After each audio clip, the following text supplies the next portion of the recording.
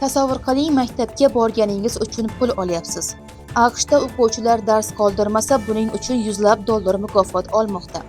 Agar sizga ham bunday yangiliklar qiziq bo'lsa, Xolis 24 kanaliga obuna bo'ling, videoga like bosing va kommentariyada O'zbekistonda ham shunday tizim kerakmi yoki yo'qmi yozib qoldiring.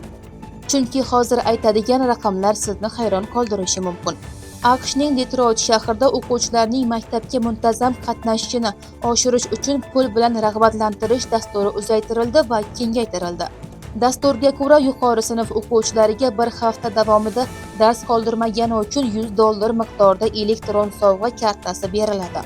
Demak, har oy davomida barcha darslarga muntazam qatnashgan o'quvchi $100 gacha olishi mumkin.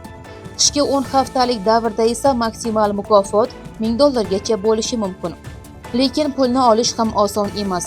Dushanbadan jumagacha hatto bitta dars uzrsiz qoldirilsa ham o'sha hafta uchun mukofot bekor qilinadi. Dastur natijasi ham qiziq. 2026-yil yanvaridan martigacha qariyb 12800 nafar o'quvchi mukofot olgan.